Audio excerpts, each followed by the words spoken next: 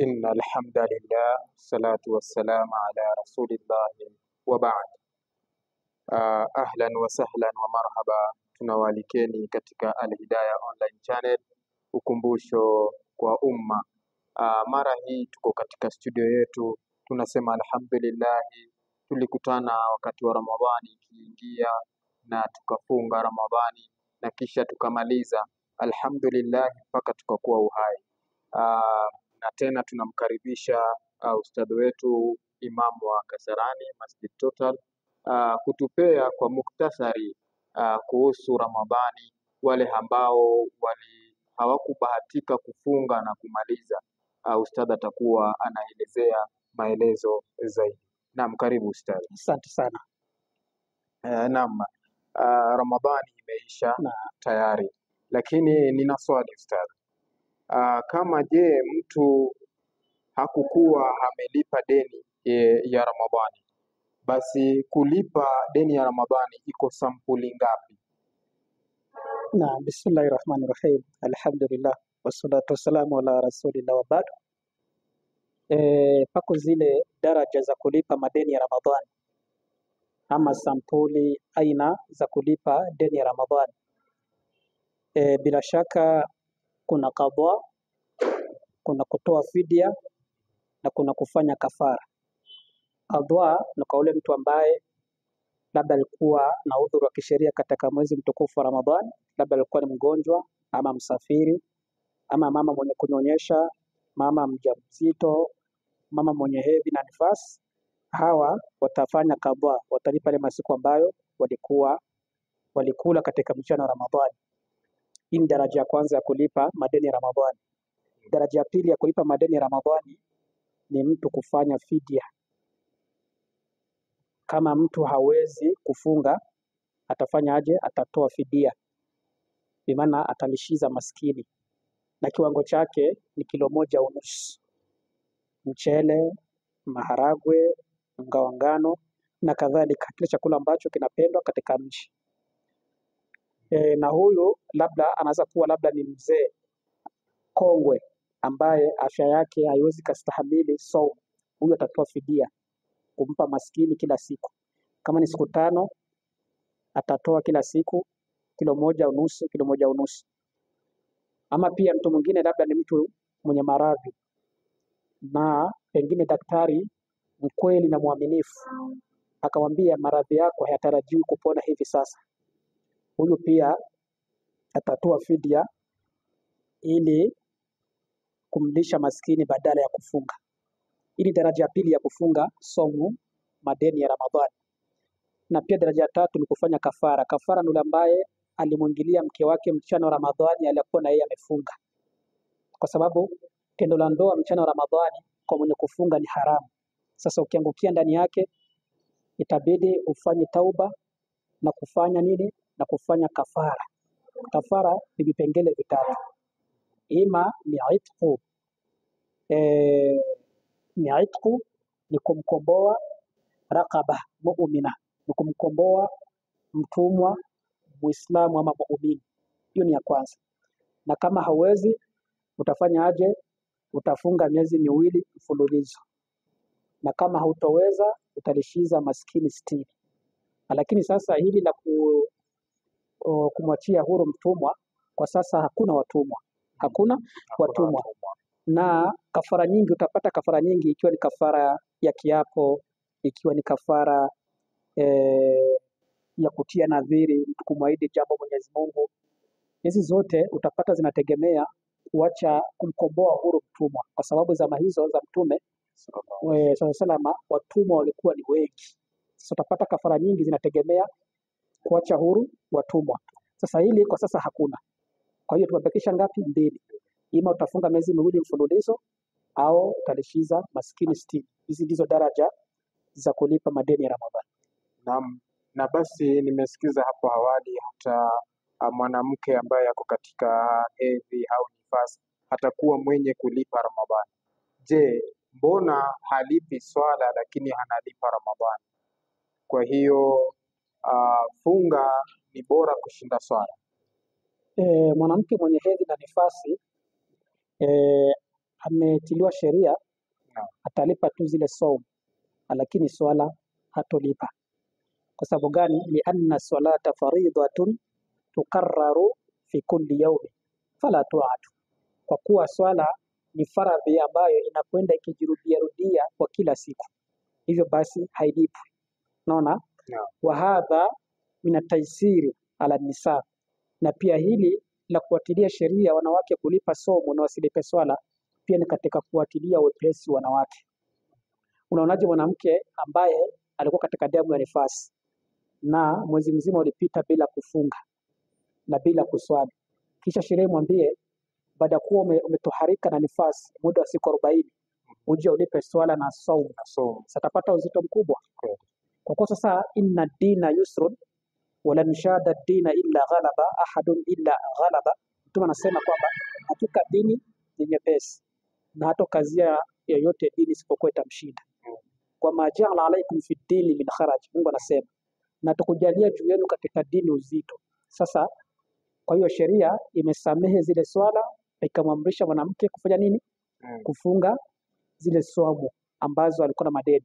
Hata ile pia imethibiti katika hadithi kutokana na Mama Aisha. Alikuja mama mmoja akamuuliza Mama Aisha akamuuliza, mabalu alhaid, ni kwa nini mwenye hedhi tukdhi sawma wala tukdhi sala, takdhi sawma wala takdhi sala, ni kwa nini mwenye hedhi analipa funga na wala halipi swala?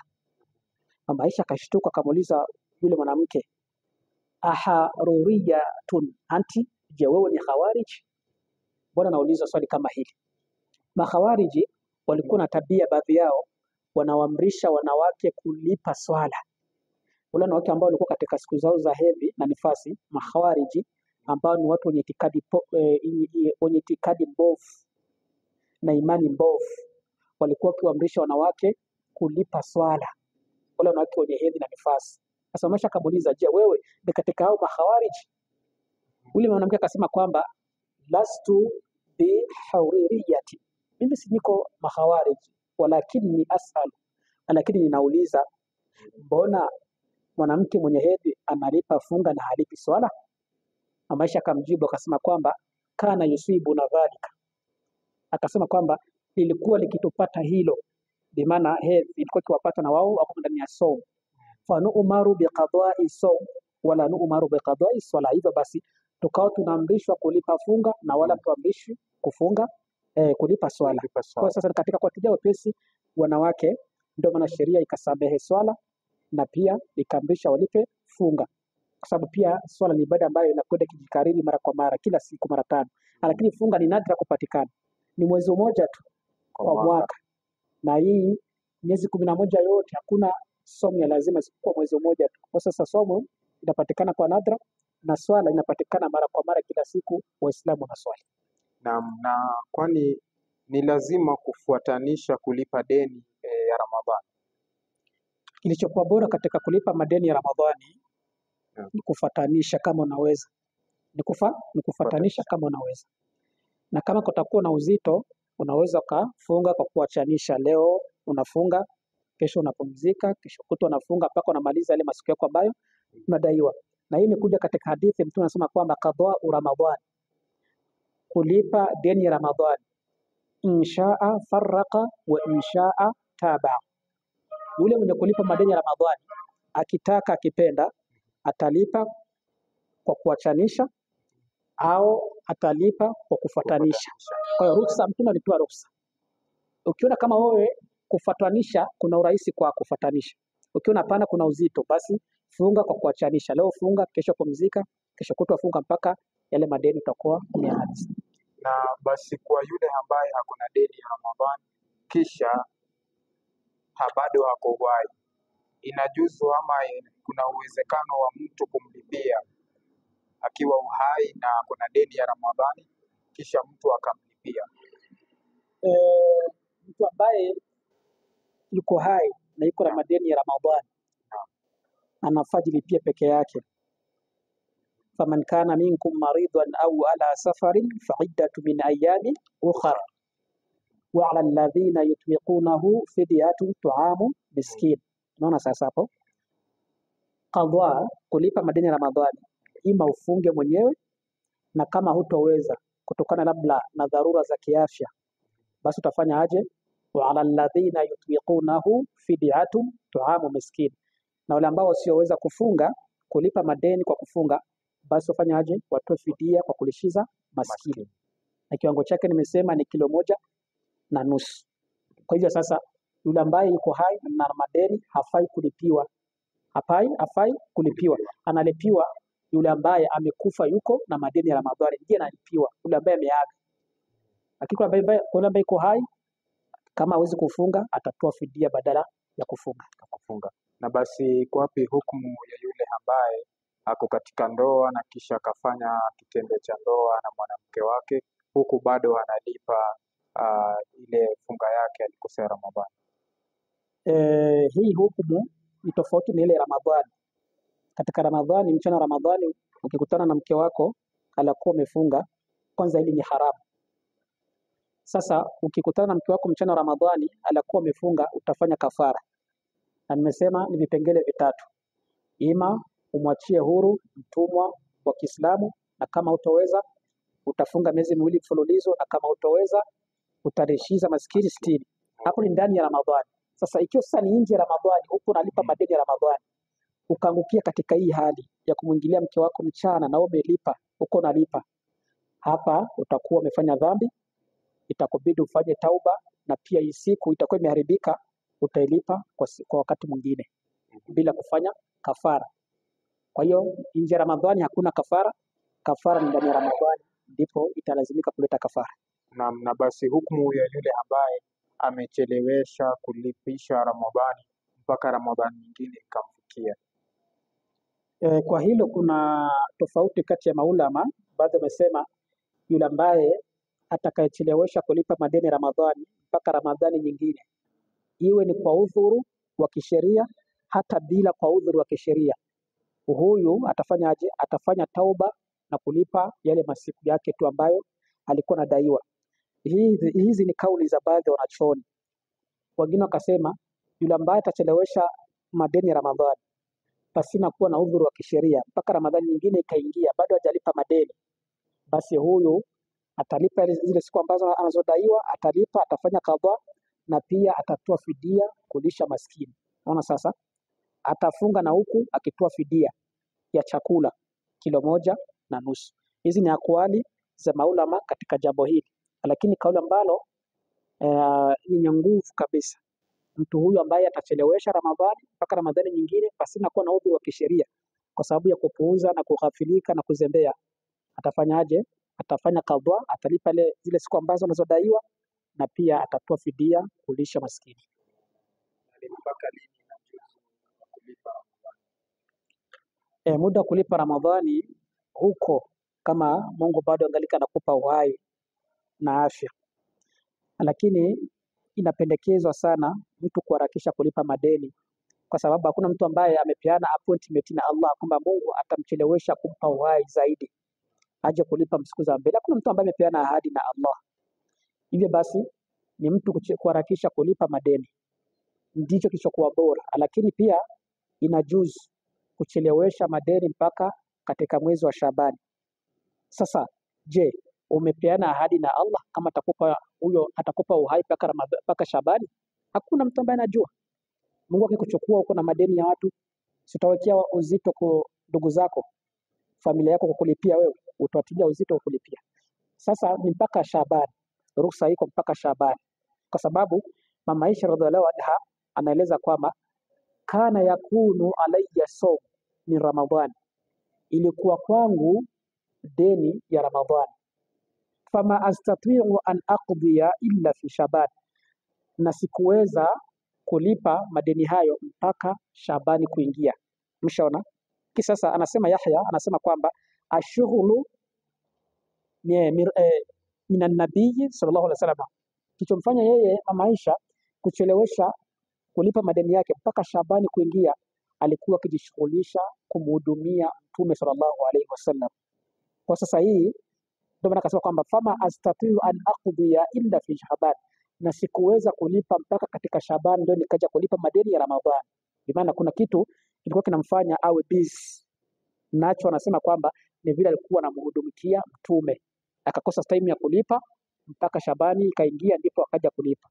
Kwa sababu kwa ajili hii sasa maulama anasema kwamba kwa ajili hii maulama anasema kwamba inajuzu kulipa madeni ya Ramadhani mpaka Shabani. Kwa hiyo Shabani ndio full stop, ndio mwisho wa kulipa madeni ya Ramadhani. Na yule ambaye ameaga akiwa na deni la Ramadhani, ni nani ambaye anapaswa kumlipia? Mwenye kuaga lazima alipiwe madeni. Imekuja katika hadithi sahihi, Mtume anasema kwamba man mata wa alayhi siyam swama anhu waliyuhu, yule mwenye kuaga aliyakuwa yuko na deni ya Ramadhani amfungie ama amlipie wali wake. Wali wake yule mtu wa karibu na yeye. Walwaliyu na walii fahuwa kullu qaribillah walau ghaira warith. Walii ni yule ambaye yuko na ukaribu na yule maiti hata kama si mwenye kumrithi. Yeyote yule ambaye yuko na ukaribu na yule maiti ambaye ameaga, yuko na madeni ya Ramadhani, huyu anafaa kufanyaje? Anafaa kumlipia madeni yule maiti. Lakini pia maulama pia wakasema hata yule mtu wa mbali, ndugu wa mbali, jamaa wa mbali, anaweza pia akamlipia yule maiti. Lakini aula na bora zaidi yule wali, mtu wa karibu na yule maiti, ndio analazimika na kuwajibika kumlipia madeni yule wali. Na haya madeni kwa nyongeza, na haya madeni si lazima mtu mmoja tu ndo aje alipe. Kwa mfano maiti alikuwa anadaiwa siku 5, si lazima mtu mmoja tu ndo ang'ang'ane kulipa hizo siku 5. Maulama pia anasema kwamba hata watu 5 wanaweza kugawanya, wewe ukachukua moja, yule kachukua nyingine, yule kachukua nyingine, huyu nyingine, zikawa 5. Maana watu 5 wakalipa zile saumu kumlipia yule mtu maiti ambaye alikuwa na deni ya Ramadhani.